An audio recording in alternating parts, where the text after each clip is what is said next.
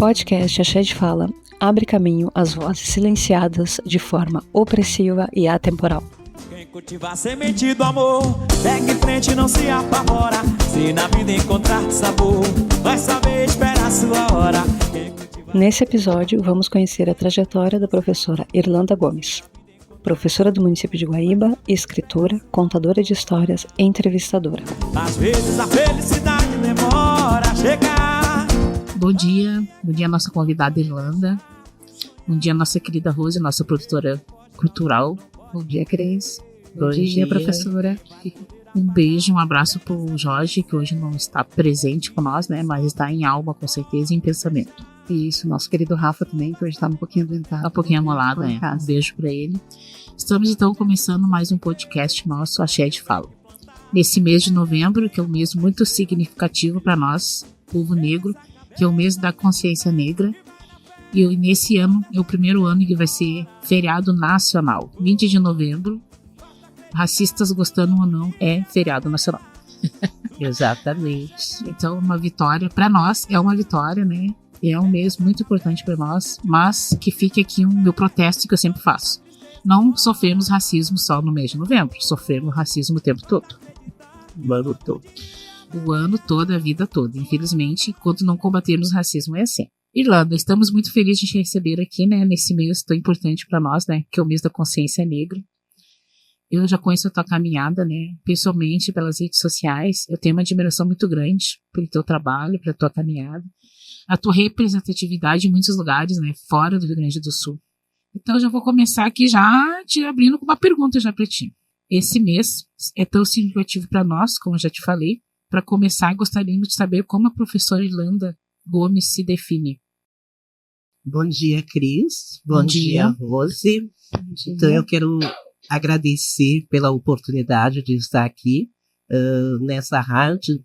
Eu acho que a Cris merece meu respeito. A gente já teve a oportunidade de nos falarmos também na Rádio Negritude Weber, que eu a convidei. E a partir dali eu fiquei conhecendo melhor a pessoa da Cris. E gostei muito assim, da nossa entrevista, dos livros dela.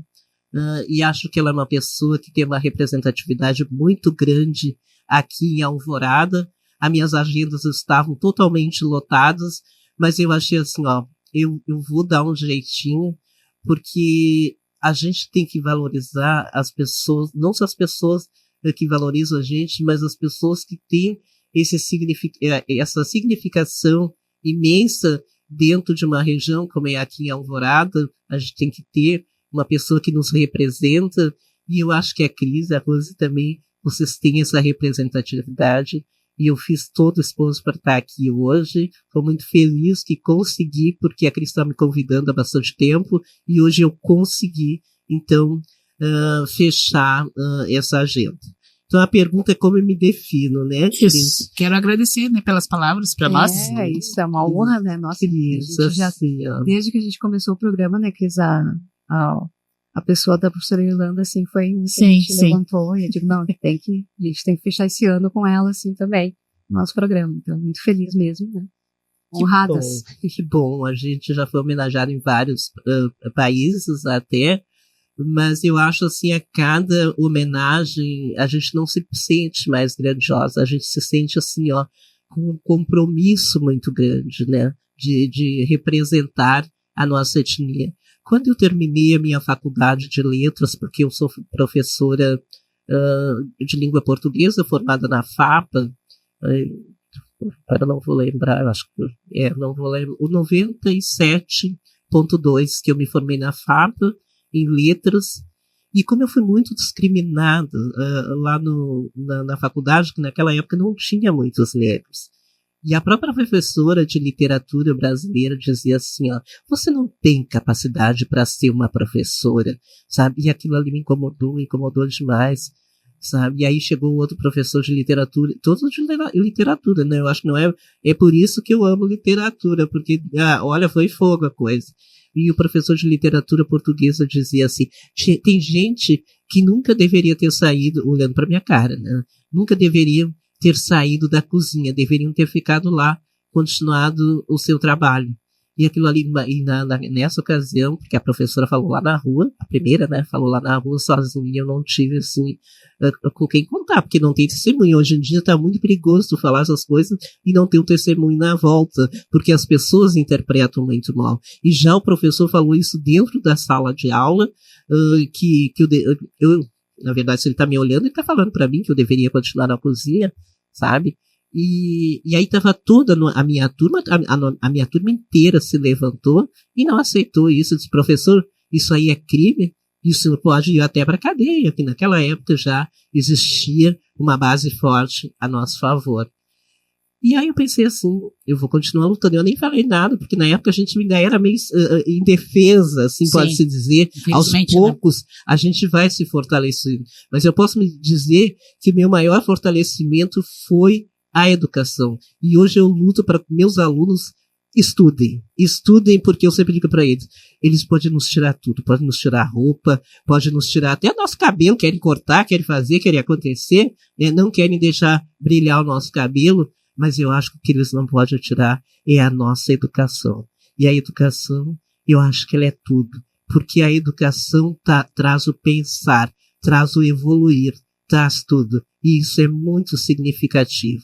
E assim, Cris, depois que eu me formei, eu achei assim que eu não deveria ficar com todo aquele conhecimento só para mim. Já que a minha etnia passou por tudo isso e continua passando, eu achei que eu deveria ser uma ativista. E a partir daí eu comecei a ser uma ativista. E já comecei a revolucionar, porque aí, a partir do momento que a gente passa a ser uma defensora da nossa etnia, a gente passa a ser uma pessoa insubordinada. E aquilo que a gente diz, eles dão um jeito de inverter contra a gente, sabe? E isso é muito perigoso. Mas a gente continua na luta. Eu criei o grupo Face de Ébano, e esse grupo eu criei há uns 12 anos, que ele tem por,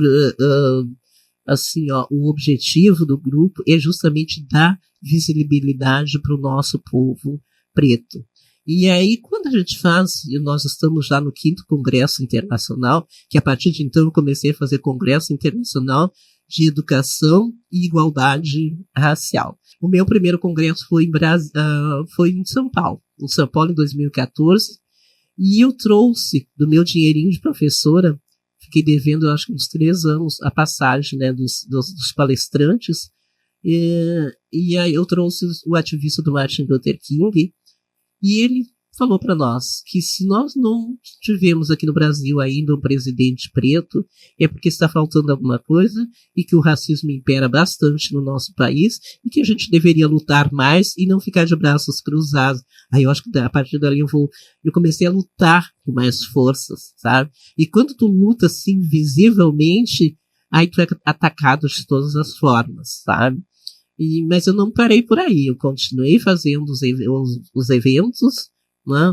Notei que no município onde eu trabalho, nas escolas que eu trabalhava, as diretoras ficavam com um caderninho, a Irlanda chegou 8:02, a Irlanda chegou 8:15, então tudo isso já era assim, um ataque, né? Porque eu acho assim, 2 minutos nem atraso, sabe? E a gente tá ali fazendo o serviço da gente. Eu posso chegar até às 9 horas, mas no momento que eu chego, eu baixo a cabeça e faço o meu trabalho. Tem gente que chega lá meio-dia, senta e não faz nada. Então, qual é a diferença entre um e o outro, sabe? Mas isso aí, eu acho que eles não estão preparados para responder. Então, quando tu diz qual é a minha representatividade, eu acho assim que a minha representatividade ainda é continuar na luta pelos meus, enquanto eu estiver viva. Eu falei isso quando eu recebi um prêmio lá em Belo Horizonte. Eu disse que eu não tinha como parar, que eu acho que enquanto eu tivesse vida, e na pandemia eu fiquei com medo de morrer, porque eu fiquei muito mal. Eu peguei 2 vezes a Covid, eu disse, eu acho que é o meu fim. Eu disse, ai Deus, me dá mais uma oportunidade, que eu acho que eu ainda não encerrei o meu trabalho, que eu acho que eu ainda preciso lutar pelo meu povo e que eles têm que se conscientizar que eles têm lugar de fala, que eles têm voz e que eles têm vez. Ai, eu estou emocionada. Pode ficar à vontade. Que maravilha. Não, é bem isso, né? Agora não me vem à mente assim qual a autora que fala também, que depois que a gente tem consciência é difícil parar, não tem como parar. Exatamente. Não tem como, ou melhor, voltar para trás. A gente não tem como. Pode parar, às vezes, para se compor, né?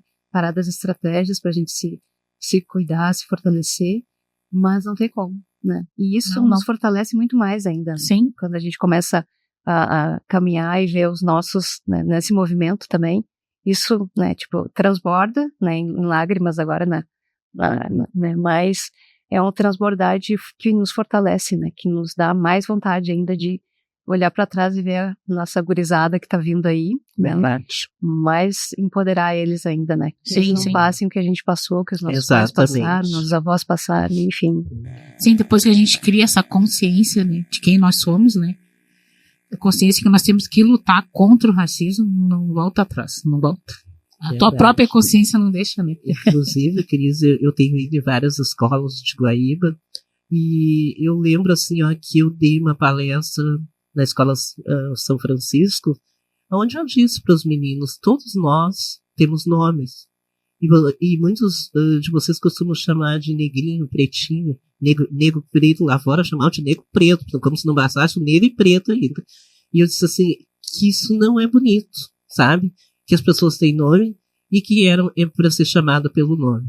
Aí disse que no outro dia foi um auê, meu nome assim parou na boca de todo mundo, e eles foram pro recreio e disseram assim, a professora disse que não é para dizer isso, não é para chamar de negro preto, porque ele tem nome e é para chamar pelo nome. E aí eles comentaram, e a gente pensa assim que são pequenininhos, que eles não comentam em casa.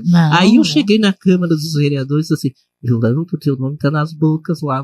Opa, espero que seja de coisa boa. Realmente foi de coisas boas, porque os alunos disseram assim, que eu tinha dito que não é para chamar de negrinho, que é para chamar pelo nome, até porque a gente não fica chamando de branquinho. Então cada um tem o seu nome, vamos chamar pelo nome. A não ser que eu tenho uns que chamam de Pelé.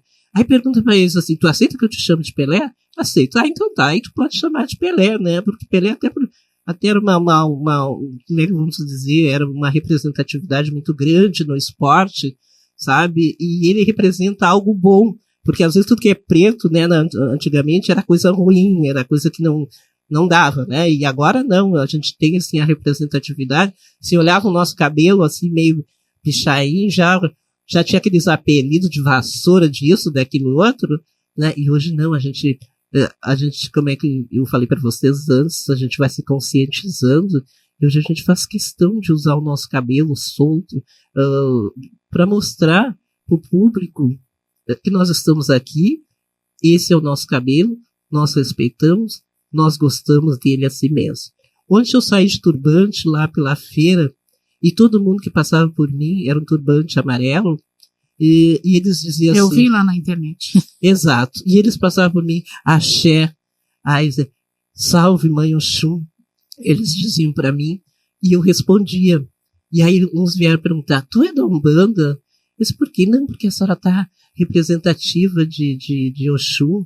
Daí eu disse assim, não necessariamente, porque o nosso turbante representa todo assim é o respeito que nós temos pelos nossos ancestrais, e muitos dos nossos ancestrais, nossas mães, nossos avós, gostavam assim de estar representada com este lenço, e a gente usa esse lenço em respeito a elas. Não é porque a gente não gosta de pentear o cabelo ou qualquer coisa parecida, isso aí eu falei também na minha cidade, que é uma cidade alemã, e eu disse para eles, quando vocês verem uma negra de turbante, é um respeito a toda a sua ancestralidade. E não é por falta de pente, não. Ela tem pente em casa, ela gosta de se pentear, mas ela está representando a sua etnia, a sua ancestralidade. Que lindo, né?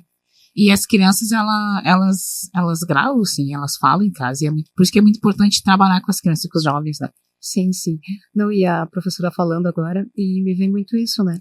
A nossa cultura é muito oral, né? Então, uma vestimenta, uma fala, também é ensinamento, né? É uma sim, forma com certeza. De ensinar. E não tem, por incrível que pareça, não tem quem não me enxergou dentro daquela. E não foi essa a intenção. Porque eu tinha 3 vestimentas e uma escola de Guaíba ia fazer uma apresentação do meu livro, que é o Logradouros da cidade de Guaíba com ascendência africana. Então, eles iam apresentar este livro lá na Feira do Livro. Eles me convidaram em abril para trabalhar este livro, Eu me emociono até hoje porque a professora só tinha um exemplar deste livro na escola, a professora Rosevane, que eu gosto muito de citar o nome dela, e é uma professora alemã. E às vezes a gente fica se perguntando, quando a gente pensa que vem de uma professora afrodescendente, vem de uma professora alemã, que ela disse assim, hoje nós vamos trabalhar o livro da professora Irlanda, que ela me considera de Guaíba, uma leitora e escritora de Guaíba, e ela digitalizou, olha só, o livro tem 88 páginas, ela digitalizou todo o livro para que todos os alunos tivessem um exemplar, aí ela dividiu os terceiros anos em grupos e cada um trabalhou uma página. Quando eu cheguei lá, que eu vi a apresentação do trabalho, eu chorava sem parar, porque nunca ninguém tinha trabalhado um livro meu, né? E vários projetos, o meu nome não aparecia. E o Estado, o ano passado, este ano, começou a trabalhar o meu livro. Então, foi trabalhado lá, foi trabalhado no Premem também. Este livro, eu dei uma palestra lá. E quando eu cheguei, os alunos todos queriam conhecer quem era a escritora Irlanda Gomes. Que show, que show. Muito feliz. E onde eles apresentaram, então, lá na Feira do Livro. E eu me senti muito presente, sabe? E todo mundo, assim, querendo falar sobre o livro. Ela fez um banner bem grande com minhas fotos, as fotos de quem falou, as fotos do professor, tem o professor negro lá, dentro também do Cônigo, que abraça a causa, e ela disse, eu sou branca, mas eu abraço a causa. Então eu acho assim, ó, tem que partir dessas pessoas, porque a gente sozinha, a gente não vai conseguir colocar a Lei 10.639 em sala de aula, mas a gente precisa desses professores que abraçam a causa. E onde eu vi o quanto isso é importante. E aí já vi professores de outros estados. Teve uma lá de outros municípios, eu quero dizer. Teve uma de Dom Pedrito, já queria escutar a conversa. Já teve outra de Carazinho, já queria escutar a conversa. E todos já se interessaram, já levaram livros lá para sua cidade e se propuseram a me chamar. Então, para falar sobre o assunto. Ah, que legal, que show, né? Não, e eu como estudante, eu busco muito isso, sabe, professora, as nossas referências, nossas literaturas, né? E isso elas, é muito importante. E elas estão ali. Estão ali. Elas só não estão ainda na academia. Exato. Né? A gente que tem que ir atrás, né? E passar. E passar. E numa das escolas eu perguntei, você sabe quem é o Oliveira Silveira? E olha que é um intelectual, um dos maiores intelectuais negros, eles nunca tinham ouvido falar. Aí eu disse assim, você sabe quem canta a música do Grêmio? Daí eu disse, não. Pois é um intelectual negro, Lupicínio Rodrigues já é morto, e aí eu falei do Lupicínio Rodrigues, e que uma das principais ruas de Guaíba é Lupicínio Rodrigues, e que é o compositor do hino do Grêmio, e aí a gente contou toda a história, como é que ele compôs o hino do Grêmio, e são coisas tão banais, que eles podiam, os nossos colegas deveriam trabalhar na semana não digo só na semana da consciência negra, tem que ser. Essa professora me chamou, que eu gostei mais ainda, que ela me chamou no Dia Internacional do Livro, que é o dia 23 de abril, e eu fiquei muito orgulhosa de finalmente alguém não está me chamando no mês de novembro, e sim chamando o ano todo, e ela conseguiu fazer com que todas as professoras trabalhassem o tema. Inclusive as professoras negras que estavam ali, mas eu acho que elas tinham medo de trabalhar o tema, porque eu acho assim, se uma escola não vem da diretora, não vem lá de cima, olha, nós vamos sentar e vamos trabalhar esse tema, as pessoas vão, já que ninguém exigiu, a gente vai fazer se quiser, se não quiser, não fazer. Fica bem complicado daí também para elas, né? Exatamente. Elas ficam com medo da represália também, delas, né, sim, professora? Sim. Tem que ser uma coisa que vem lá de cima. Olha, todos nós vamos trabalhar. Eu trabalhei 20 anos em sala de aula. Eu sei o que é isso. Umas querem trabalhar e a ponto de uma diretora chegar e dizer que a professora não se sentia à vontade para trabalhar o tema. Mas aí quando é para trabalhar assim, todos os países, aí se sente à vontade, né? Aí eu quero trabalhar a minha etnia. E botam a gente na etnia, a gente não tem nada a ver, porque teve uma época que me botaram na Turquia, eu disse, meu Deus, o que eu vou fazer? A gente vai lá e pesquisa e faz a coisa bem feita. Aí quando eu chego lá no País da Árvore, que só tem uns galhos secos lá, que eu não sei nem o que representa aqueles galhos secos. Ainda se dissesse que é não digo um jambolão, que é a nossa árvore, a baobá, né? Baobá.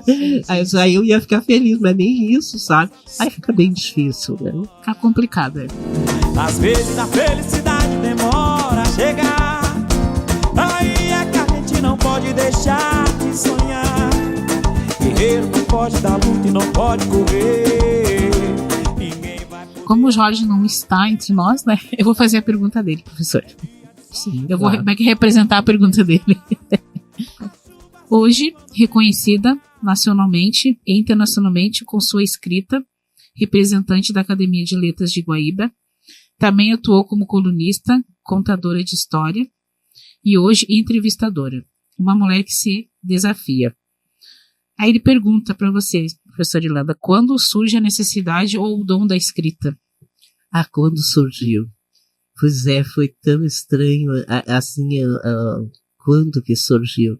Esse meu primeiro livro, eu tinha um amigo professor, e ele também era ativista social, e a gente sentava, uma vez por semana a gente sentava num barzinho, e não era para tomar trago, a gente sentava para conversar, e não tinha outro lugar para sentar. Às vezes a gente sentava no meio da praça, ali na praça, aquela praça lá em cima esqueci o nome, lá em cima da igreja, né? A gente sentava ali para conversar. E a gente falava sobre esses temas afros. Aí eu dizia para ele que eu tinha vontade de fazer um livro sobre as ruas de Guaíba, né?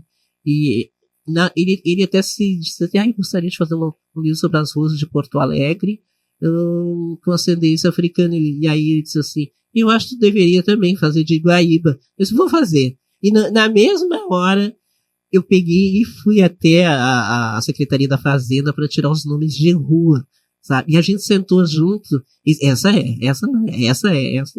E disse, olha aqui, ó, tem 19, sabe? E aí perguntando para mais uma pessoa historiadora lá de Guaíba, ela achou mais 2 ruas, não? E aí a gente chegou à conclusão de 20 ruas e começamos a escrever. E aí quando chegou no final do livro, que a gente já tinha feito as ruas, o livro estava com 40 e poucas folhas, daí disse, não, é muito pouco.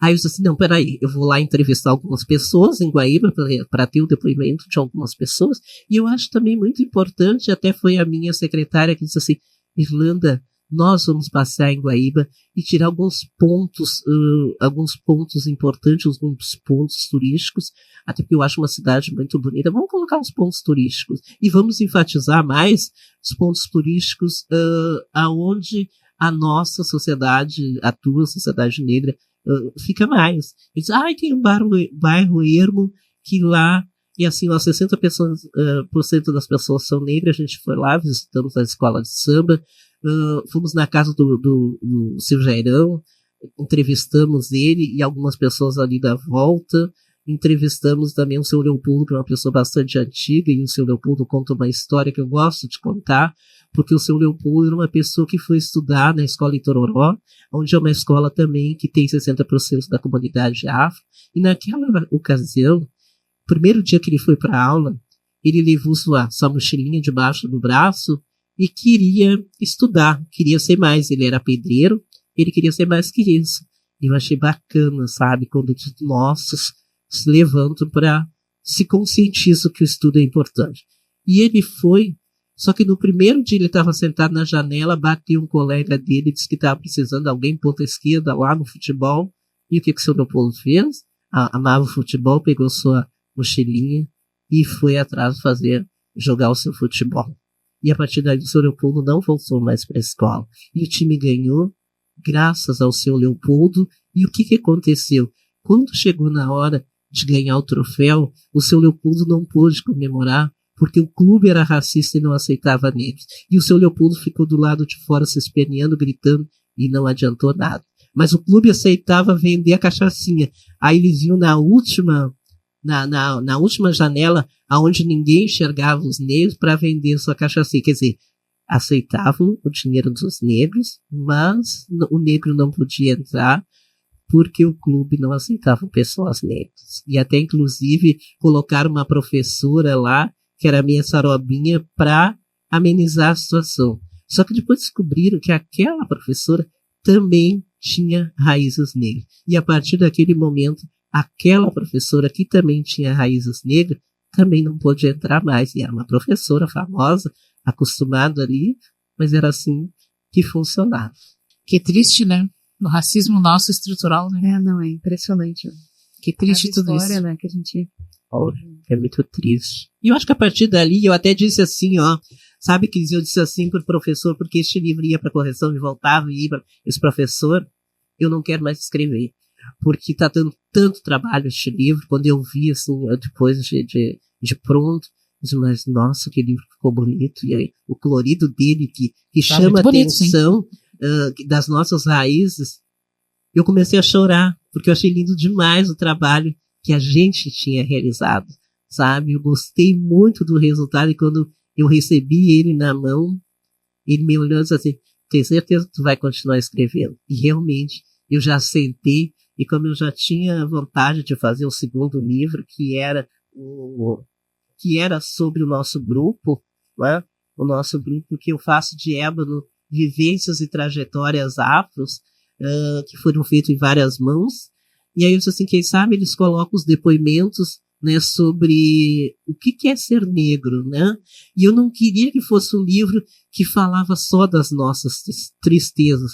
Por isso que eu coloquei vivência. Vamos colocar as nossas vivências. Como é que a gente conseguiu superar esse racismo? Porque a gente passa por racismo, mas a gente não fica sentado esperando lá a continuação da escravidão, dos escravizados, como se diz, né?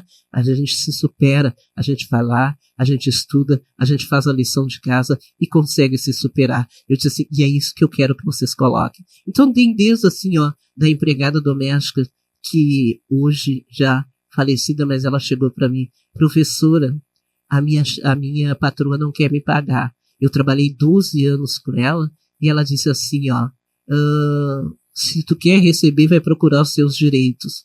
Eu disse para ela, então vamos procurar os teus direitos. Nós vamos agora no advogado negro e vamos procurar os seus dinheiros, os teus direitos. Então, a partir dali, ela ganhou a causa e recebeu o dinheirinho dela. E ela disse que queria escrever no livro também. Disse assim, pode escrever. Então, só me diz assim, tu me diz o que tu quer escrever, que eu tô escrevendo já, me fala. Eu disse assim, então tu diz aí que foi graças ao grupo Face de Ébano que eu consegui me conscientizar que mesmo eu sendo doméstica, eu era capaz assim de correr atrás dos meus direitos, que eu também tinha direitos, que muitas vezes a patroa dela pergunta, nossa, da onde que tu tirou isso? A Irlanda me ensinou, ela dizia, bem assim. Muito lindo. Eu não sei se vocês são contemporâneas, né? Acho que talvez tu seja um pouquinho mais jovem.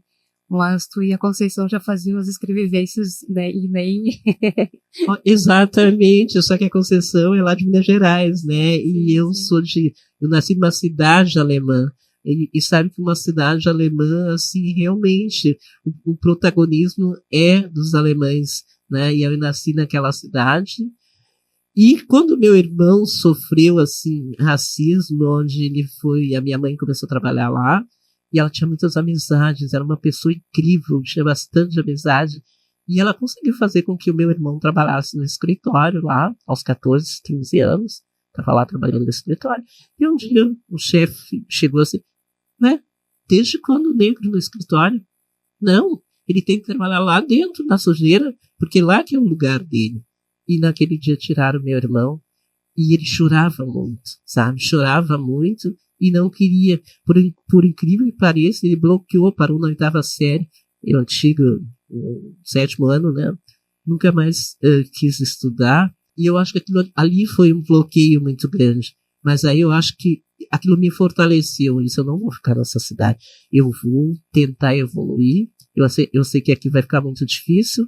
Eu não posso dizer que eu tenho mágoas na minha cidade, porque eu acho que isso aí é coisa do passado.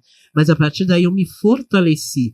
Eu achei assim, eu vou ter oportunidade de estudar, eu vou correr atrás do estudo e vou voltar.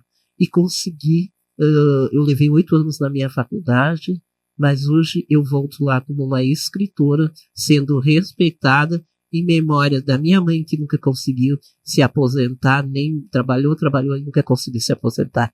E também por este meu irmão que bloqueou totalmente, não conseguiu estudar, mas que eu estou lá representando os nossos afrodescendentes. Já solicitei o nome de rua do meu pai, que meu pai foi uma pessoa importante na cidade, e tenho certeza que eu vou conseguir. Além disso, eu quero um museu negro na cidade, um monumento negro na cidade, assim como tem os outros, mas eu acho que o povo negro hoje está bem grande lá, e a gente precisa dessa representatividade, eu estou correndo atrás.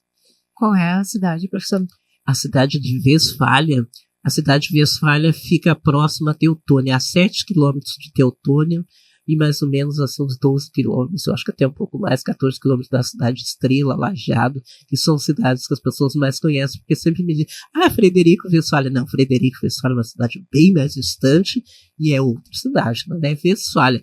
Como foi mais ou menos, essa cidade existe há uns 20 anos, talvez um pouco mais, muita gente não conhece. Se tu vai olhar no mapa, assim, é bem uma cidade que não tem mais de 4.000 habitantes. Eu acho que talvez por isso muitos não conhecem.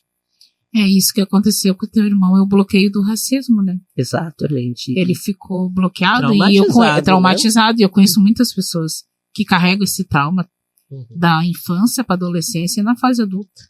E se talvez ele tivesse feito faculdade, eu acho que isso aí se desmancharia, porque me aconteceu, mesmo com todos os traumas que eu tive dentro da faculdade, eu pensei, será que eu sou burra mesmo? Será que eu não posso ser uma boa professora? Aí eu fiz um pós-graduação, fui lá na Unila Salle, onde ele me pediu para fazer um trabalho sobre educação, e eu li 11 livros. E daqueles 11 livros, eu fiz um trabalho de 134 páginas, que era meu trabalho de conclusão. E aí eu tirei 90 no trabalho, e eu fiz sozinho. Aí eu fiquei pensando assim, uma pessoa que faz um trabalho de conclusão, que tira uma nota 90, eu acho que ela não é tão burra assim, né? Eu acho que uma pessoa... Porque a gente fica com aquele trauma, sim, e aquilo custa sair. Será que sou? Será que eu não sou? Será que eu tenho capacidade? Eu só consegui eliminar parte, porque eu tive psicólogos, eu tive psiquiatras, e até hoje meu psicólogo me acompanha, e quando a coisa tá feia, como eu te contei, a coisa tá feia neste momento, eu procuro por ele, e ele me ajuda bastante. E se não é isso, esse fortalecimento, gente, a gente não aguenta. Não, a gente não consegue. É o que eu sempre falo também quando eu vou nas escolas, que eu passei também por psicóloga, e eu tenho minha terapeuta, né? E a terapeuta eu vou ter que levar pra vida toda, porque sem essa ajuda desses profissionais, a gente também tem coisa que a gente não consegue. Inclusive, hoje eu estava com a agenda cheia, mas as coisas ainda estão assim muito na minha cabeça. E eu até falei para a Cris, eu acho que eu vou ter que fazer uma sondagem, o que eu posso e o que eu não posso. Mas esse momento, assim, tá me pedindo para descansar um pouco a minha cabeça, porque foram muitas coisas, assim, que aconteceram nessa semana e que a gente sabe que mata um leão por dia e que a gente tem que continuar matando, a gente tem que continuar recebendo o salário da gente. Eu sou uma pessoa que, quando eu chego no meu trabalho, o que peso para mim fazer, eu posso ter todos os meus defeitos, mas eu baixo a cabeça e faço o que eu tenho que fazer. E faço até mais do que eu tenho que fazer. Quando eu não estou bem, eu vou pro pátio, eu capino, eu planto uma flor, eu rego uma planta, porque assim eu plantei um monte de flor. Eu disse assim, hoje eu vou ter que ir lá ficar lá regando as minhas plantas, que eu sei que aquilo vai me acalmar. E aquilo me acalma. Que é uma outra forma de terapia também. É uma outra forma de terapia. A gente precisa sim. E é fundamental, né? Vocês estão falando dessa questão de ter uma continuidade na terapia, do cuidado, né? Porque é isso, a gente mata um leão por dia, né? Exato. A gente tem que se fortalecer, né? Se cuidar e ter esse tempo pra gente, né? Respeitar esse tempo. Né? Eu lia muito sobre as dores da alma e no início eu não entendi o que era essa palavra. E agora eu entendo perfeitamente. É tudo isso que a gente passou que fica realmente as dores da alma. E que só um profissional consegue nos ajudar, porque senão parece que não vai ter volta. Então, essas dores da alma, aos poucos, a gente vai tentando eliminar, vai curando, porque a gente sabe que precisa curar mais pessoas. E os nossos jovens estão vindo aí, e a gente precisa ajudar eles. E eu posso dizer que, enquanto profissional, enquanto professora de 20 anos de sala de aula, muitos alunos diziam que se espelhavam em mim, e que graças a mim eles continuaram, e que hoje eu posso me dizer Eu fui uma professora muito feliz, porque eu consegui conscientizar os meus alunos, formei médicos, formei dentistas, formei advogados, e eles disseram assim, e muitos passaram por mim, essa aí foi uma das melhores professoras de português que eu já tive. Essa aí, além de professora, era uma mãezona. Ela dizia para nós, vocês têm que estudar. E outra coisa, tu é negro, tu tem que ser 2 vezes melhor. Porque quando tu vai para o mercado de trabalho, em vez de escolher o negro, muitas vezes é escolhido o branco. Mas tu tem que saber que tu tem capacidade e que tu faz o teu melhor. Seja onde for. Vai capinar uma rua, capina da melhor maneira possível. Vai fazer o teu trabalho lá no escritório, faz o melhor de ti, para as pessoas te ver com amor, para as pessoas te enxergar como um bom profissional. Que nem a frase do Luther King, que talvez eu não lembre agora, que vai chegar um ponto que a pessoa não seja enxergada pela cor da sua pele, mas pelo seu talento, né? Sim, estamos lutando por isso, né? Isso aí. Essa é a nossa grande batalha. Então, professora, aproveitando, né, pensando assim na sua trajetória de premiação e reconhecimento, né, enquanto escritora, a gente ainda percebe que ainda é raro, né, os negros, né, escritores, né, a gente ter esse espaço. Podemos considerar a senhora uma referência, né, uma pioneira nessa caminhada. Como a senhora avalia quando a senhora começou a minha escrita, né, na publicação, e o hoje, o mercado, principalmente o literário negro, né? Olha, eu não posso dizer que eu sou uma referência, porque eu vejo Lilian Rocha, eu vejo outras pessoas. Nossa, Lilian Rocha é grande. Baita de umas referências, eu vejo Conceição Evaristo, mas assim, ó, o que eu percebo quando eu estou escrevendo são tudo histórias que já estavam dentro de mim. Mas talvez, como eu estava falando para você, Rose, permita-me chamar de Rose, por favor. Assim, ó, talvez depois a cura da alma aflorou mais. E eu disse assim, teve um momento que eu falei num dos livros da antologia, eu falei da minha mãe, eu queria fazer esse agradecimento a ela, mas isso já estava dentro de mim, porque eu não tive uma oportunidade assim de, como é que se diz, me despedir da minha mãe. Deus disse assim, mas eu tenho uma forma de deixar esse legado.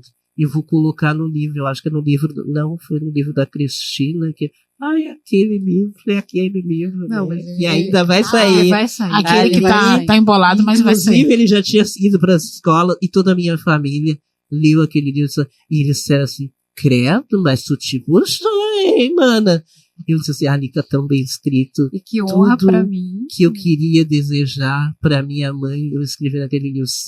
Eu disse assim, de alguma forma, ela tá lendo lá de cima aquilo que eu queria escrever. E eu tive muitas tias minhas, gente, que trabalharam assim, incansavelmente em casas de famílias, sabe? E que aconteceu coisas até meio... É melhor não tocar nesse assunto agora.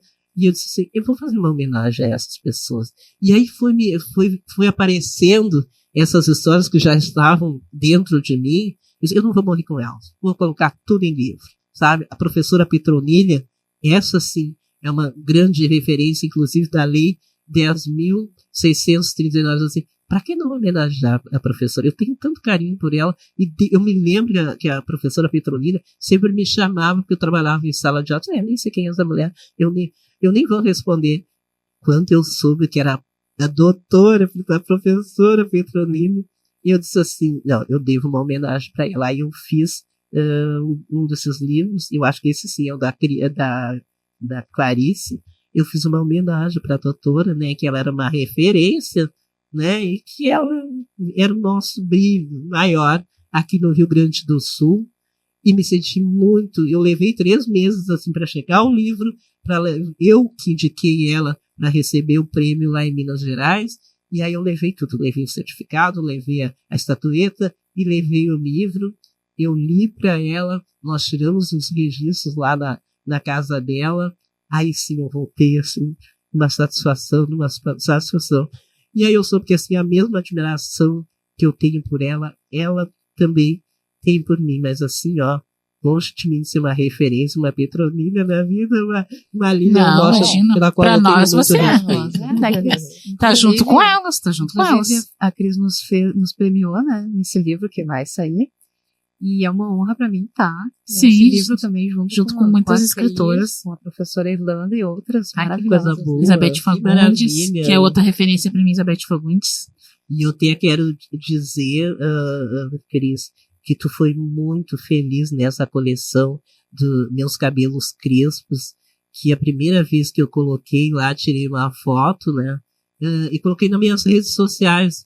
Mas olha, as minhas redes sociais nem sabia que bombava tanto. Já de cara, olha, que bom. As pessoas já pediram este livro, porque gostaram muito. Aí eu até disse assim, mas eu acho que ela tá de costas. Mas justamente é isso, quando ela tá de costas para mostrar o cabelo, para mostrar o cabelo dela. Tá lindo este livro. E realmente, aí eu olhei assim, com outro olhar, né? Eu olhei assim, tem razão. Aqui mostra todo o cabelo crespo dela, e é isso que nós temos que exteriorizar e não ter mais, assim, vergonha de mostrar, sabe? Eu até disse para Cris, eu acho que amanhã era um dia, eu vou atrás uma cabeleireira que eu vou autografar o meu último livro infantil, e aí eu disse para Cris, eu queria ir de cabelo bem solto, eu acho que eu pedi uma cabeleireira dar uma ajeitadinha nas pontinhas.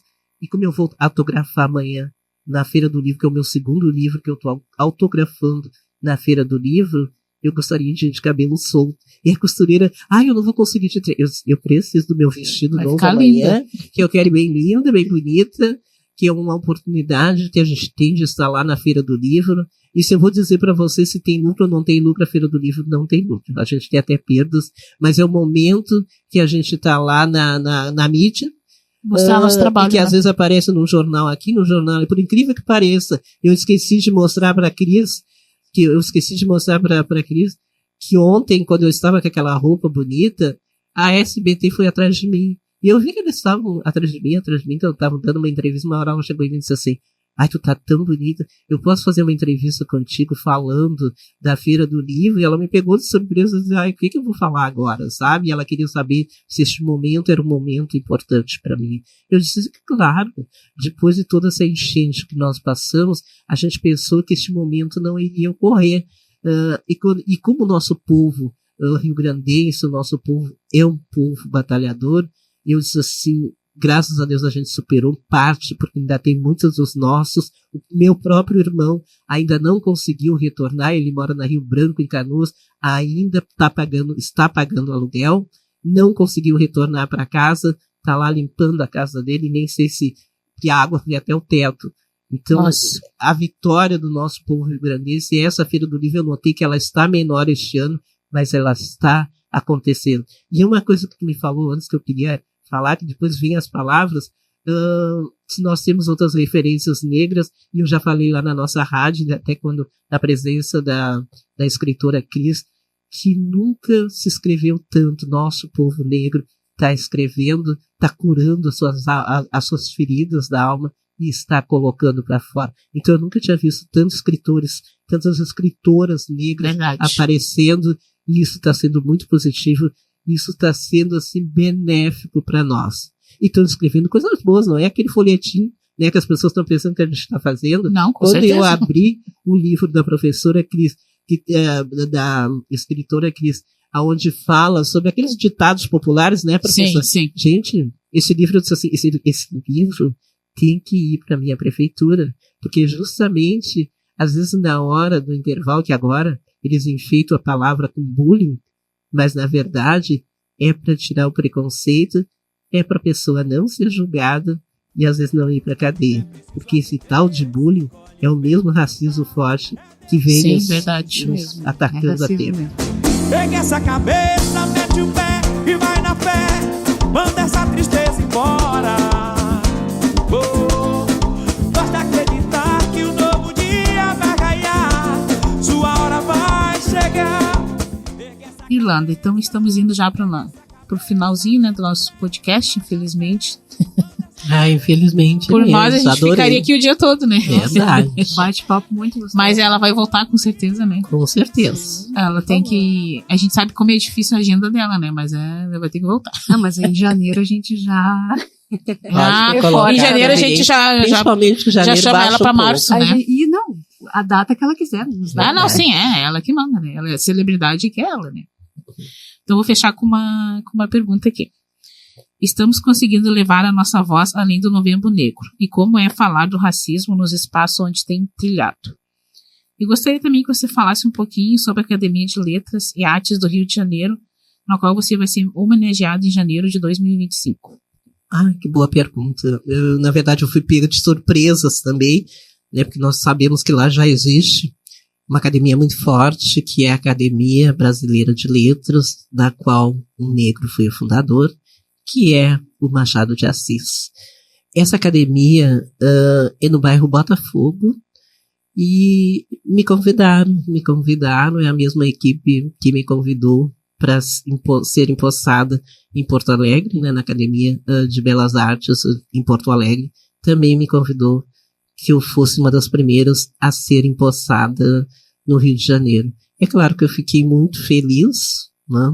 Até quero levar os meus livros lá para a Biblioteca Nacional, que fica uma referência, os nossos livros lá na Biblioteca Nacional. Mas como eu te disse, Cris, eu tenho no meu escritório uma parede cheia de estatuetas. Eu tenho mais de 30.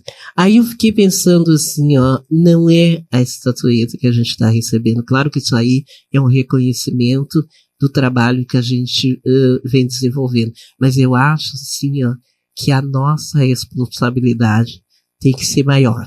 Nós temos que atingir os nossos jovens, nós temos que atingir as nossas crianças, nós temos que falar daquilo que está no nosso coração, porque muita gente está com medo de falar. Muitos dos nossos ainda se sentem muito reprimidos. E quando eu faço um congresso internacional, que eu posso levar aquela psicóloga negra, que eu posso levar a Cris escritora negra, que eu posso levar um representante da nossa classe, eu acho que ali eu vou estar colaborando, e ali esse reconhecimento, sim, para mim é o mais importante, que eu possa colocar no espelho, que eu possa colocar na vitrine o nosso povo, porque muitas vezes, que nem eu disse para o meu aluno, em vez de escolher tu, às vezes ele vai escolher o outro. Então tu tem que estar fortalecido, tu tem que mostrar que tu sabe, tu tem que mostrar que tu é competente. Mesmo que às vezes não te escolhe, mas alguém vai enxergar o teu profissionalismo. Então é isso que a gente tem o compromisso de fazer, é lá na favela, é lá na escola, é lá na biblioteca, aonde eu tenho a oportunidade de falar, e eu falo. E essa semana eu fui muito mal interpretada, porque tem uma frase do Zagallo que ele dizia, eles vão ter que nos engolir. E eu repeti aquela palavra, essa frase, e eu fui muito mal interpretada, que a pessoa disse assim, os brancos terão que nos servir, vão servir a gente. Ficou muito mal, porque, na verdade, estava tão bonita assim a decoração que a gente está fazendo para a Semana da Consciência Negra. Então eu pensei alto mesmo e disse, eles vão ter que nos engolir. E a pessoa interpretar de uma forma tão diferente, que eles vão ter que nos servir. Em nenhum momento eu falei isso. E aquilo me incomodou o dia inteiro, sabe? Eu fui para casa muito mal. E quando eu me sinto tão mal assim, eu vou para o meu escritório e ali eu medito, assim, medito bastante, e aquilo ali me acalma, sabe? É uma forma de terapia. Mas é isso, Cris, eu não sei se eu respondi a tua pergunta, mas eu acho que era isso. No caso, a pessoa acho que interpretou do jeito que ela queria também, né? Sim, que vocês vão ter que nos engolir a nossa trajetória, a nossa literatura, era isso a nossa que eu queria arte. dizer, mas de uma forma, não foi uma forma pesada, sabe? Uma forma leve, mas ela fazer o quê? Interpretou mal, né? Mas também, né, professora, quantas coisas a gente teve que levar para casa? Engolir seco. Então... E olha, se a gente não tivesse, que nem eu falei, os profissionais ali para nos ajudar, talvez a gente não tivesse mais aqui. Com certeza, sabe? Com certeza. Um abraço para nossos profissionais, né, que cuidam da nossa mente. Né? Exatamente. Um abraço para minha querida Lu Falquete. O doutor Miguel, né, que está sempre ali comigo. Manuel é um profissional assim. E ele até disse, olha só, ele é afrodescendente também, e ele chegou para mim e disse assim, professora, assim que eu me aposentar, eu vou te procurar. Tipo assim, aí eu posso trabalhar, mas agora eu dependo do meu trabalho. Olha só, é profissional, né? Sim. Mas ele precisa trabalhar, precisa viver. Então ele não pode dizer o que ele tem vontade de dizer. Ele como profissional. Imagina nós, né, Cris? Que não, que, olha, somos um grãozinho de milho, né? E a gente enfrenta. E aí é que está o problema. A gente enfrenta. Aí que a gente cria inimigos de graça, que nem eu falo. Patrocinadores: Estilo Black White, Cursos e Tranças, Mega Hair, Jaqueline Silva Borba. Transista e idealizadora do curso de tranças. 25 anos de experiência em beleza, cosméticos e cuidados pessoais. Endereço: Avenida Frederico Dil, 3.839, no bairro Jardim Aparecida, Alvorada. Então é isso, né, Cris? Chegando ao final do nosso final. podcast, cheio de fala com a professora Irlanda Gomes. Nossa, muito bom. Representatividade, né? Representatividade, tanto em vários estados, né? Tanta caminhada aí, né? Abrindo caminho para os nossos jovens, formando tanta gente, né? Exatamente. Então, só agradecer, né? Por esse... Só agradecer. Ilustre presença, né? Ilustre presente que ela nos deu, né? Exatamente, nesse, né? Novembro Negro, que a gente quer que seja o ano inteiro. Exatamente. Não só novembro, não só 20. Então, só agradecer, né? A professora, a Cris, que me acompanhou nessa entrevista aqui. Nessa entrevista de hoje. Então, Rose, muito obrigada. Cris, muito obrigada pela oportunidade. Agradecer também a Rádio Acácia, né? E nos sigam, né, nas redes sociais, né? Isso. Depois a gente coloca as redes sociais da nossa escritora aqui também. Nossa professora. Na vida é preciso aprender. Se colhe o bem que plantar. É Deus quem aponta a estrela que tem que brilhar. Pega essa cabeça, mete o pé e vai na fé. Manda essa tristeza embora. No episódio 6, conversamos com Irlanda Gomes, professora da Rede Municipal de Guaíba e escritora. Entrevistadoras: Cristina Ribeiro e Rosemar Silva. Roteiro: Cristina Ribeiro, Jorge Cruz e Rosemar Silva. Edição de áudio: Ricardo Lubisco. Redes sociais: canal Instagram, @axedefala_podcast. E da nossa convidada, Irlanda 5574. Ergue essa cabeça, nego velho.